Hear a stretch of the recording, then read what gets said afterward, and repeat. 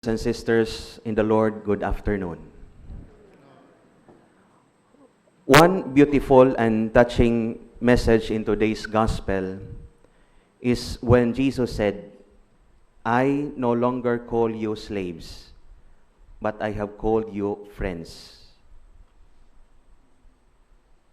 Gitawag o giisip ta ni Jesus nga mga higala, bisan dili ta ngayan nga mahimong usa ka higala ngadto niya. Kung mao ka na, swerte kaayo ta. Wala di ay gipili ang Ginoo kung kinsa ang gusto niyang mahimong higala. But when we try to look at ourselves, when we choose friends, we can be very careful and selective, right? Mag-amping gyud ta sa atong pagpili og mga friends, mga higala. We have our standards in finding and selecting friends. We usually choose those people who are kind to us, those who are useful to us, those who are fun to be with, and those who share our interests.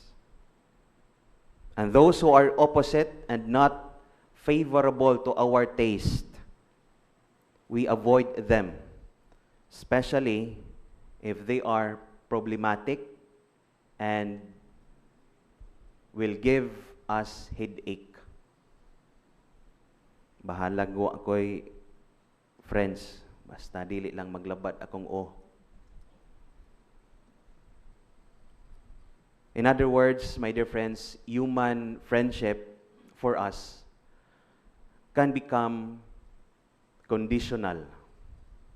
I will be your friend if you are good to me, and I will stay close to you as friend if you are useful to me. But look at Jesus. He is totally different. Jesus knew the weaknesses of his disciples, but he still called them friends. Kahibaw siya that Peter would deny him 3 times. Kahibaw sab siya that Judas would betray him. He knew that the disciples would abandon him during his suffering. But still, Jesus said, I no longer call you slaves. I have called you friends.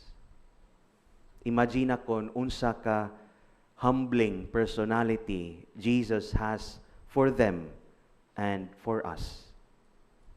He doesn't call us slaves or strangers, but he calls us his friends. Not because we deserve it, but because of who he is. He is love. He opens his heart for us.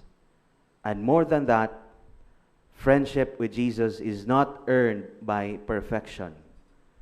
It is received through his love and mercy. Amen? Mao na nga atong wagtangon ang pangunahuna nga we deserve to be a friend of Jesus because he is God and we do a lot of things and sacrifices for him. No, he did all of that because of his mercy and love. In response to that, my dear friends, have we tried to ask this? Aside from Jesus considers us friends, have we considered him a friend? Or are we true friends of Jesus? Kung ang Ginoo giisip ta nga higala niya sa atong bahin, ato pod ba kaha siyang giisip nga suod nga higala? Let us remember that going to church every day or praying novenas to all saints does not automatically make us God's friends. Or even memorizing prayers or Bible verses is not a qualification for Jesus' friendship. Jesus himself tells us the sign of true friendship with him when he said, love one another as I love you. No one has greater love than this, to lay down one's life for one's friends. You are my friends if you do what I command you. So what does it mean? It means that we extend forgiveness when it is hard.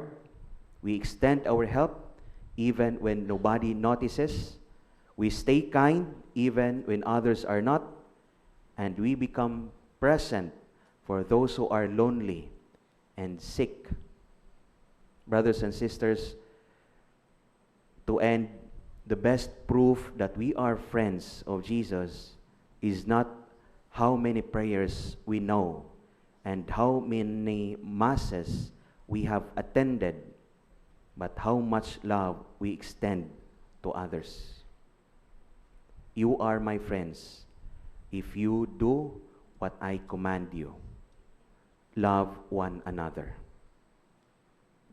Amen.